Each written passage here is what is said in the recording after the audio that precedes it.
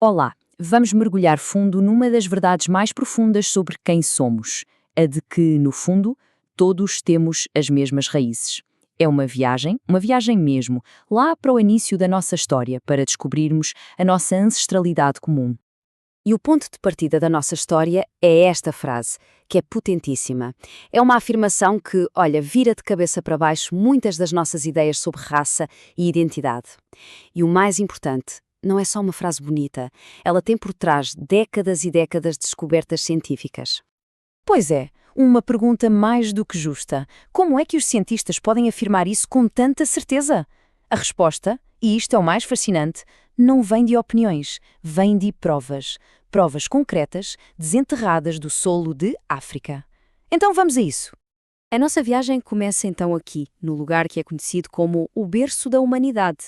É nesta região da África que estão guardados os segredos dos nossos antepassados mais antigos. Estamos a falar de fósseis que, literalmente, contam a história do início de tudo para nós. Olha, a escala de tempo aqui é deixar qualquer um de queixo caído. Pensem bem, há mais de 3 milhões de anos, os primeiros hominídeos, ou seja, os nossos antepassados, que já andavam em pé, como a famosa Lucy, já andavam por África. Depois, damos um salto no tempo e há 2 milhões e meio de anos surge o Homo habilis. Esse foi um ponto de viragem porque ele foi o fazedor de ferramentas. E finalmente, bem mais para cá, há cerca de 100 mil anos, a nossa própria espécie, o Homo sapiens, entra em cena. E atenção! Não estamos a falar de lugares genéricos, de uma área qualquer, não. Estamos a falar de pontos muito específicos no mapa. O desfiladeiro de Olduvai, na Tanzânia, Gobi Fora, no Quênia, o deserto de Afar, na Etiópia. Estes são locais arqueológicos absolutamente cruciais. Foi ali, nestes pontos exatos, que equipas de investigadores encontraram os restos físicos dos nossos antepassados. Vamos parar e pensar um bocadinho neste número. 3,2 milhões. Milhões de anos.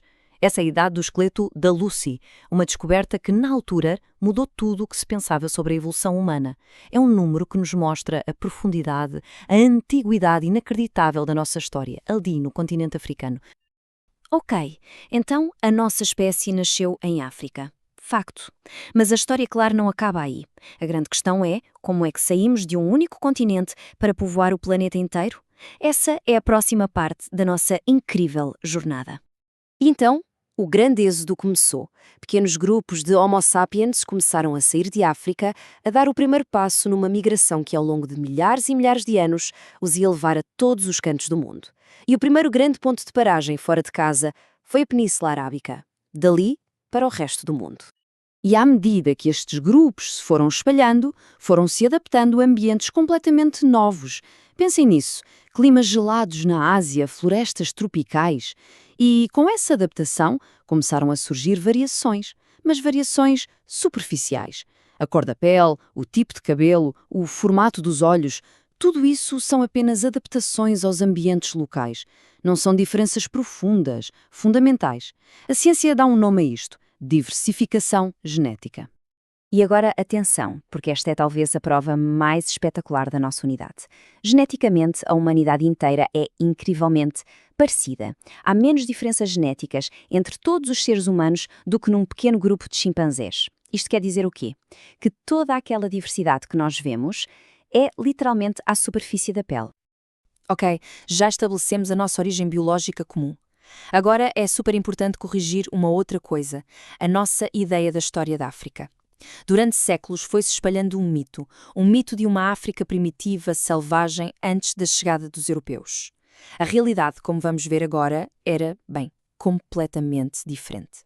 E o contraste é chocante. De um lado, o mito. Um mito racista, na verdade, que serviu de desculpa para justificar a exploração e a colonização. Do outro lado, a realidade histórica. E essa realidade revela um continente a fervilhar de vida, com reinos, impérios, culturas super sofisticadas que floresceram durante séculos e séculos. E isto não é uma opinião de um ou dois. Não, não. Muitos especialistas reconhecem que, em vários aspectos, as sociedades africanas antes da colonização atingiram níveis de complexidade, seja social, política ou cultural, que eram perfeitamente comparáveis aos de outras partes do mundo na mesma altura. E os exemplos concretos são de tirar o fôlego.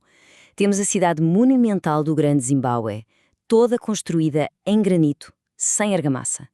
Os poderosos impérios da Núbia, as civilizações milenares do Egito e da Etiópia. A história da África está cheia de feitos incríveis que deitam por terra aquele mito de um continente sem história.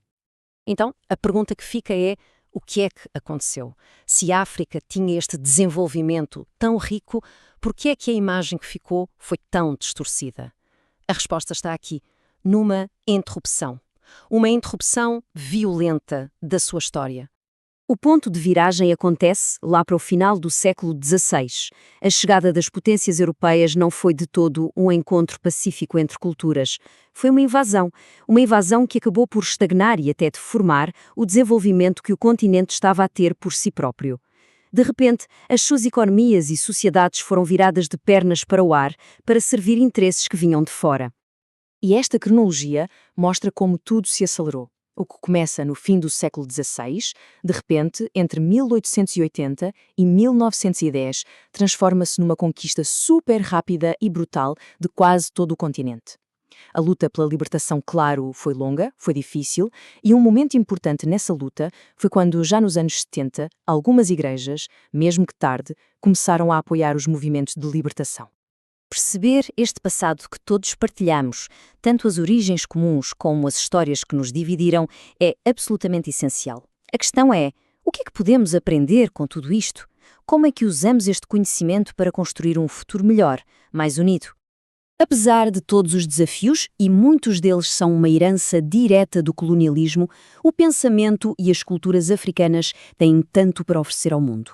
Um sentido de comunidade muito forte, o respeito pelos valores tradicionais e uma visão mais completa, mais holística do mundo e da vida.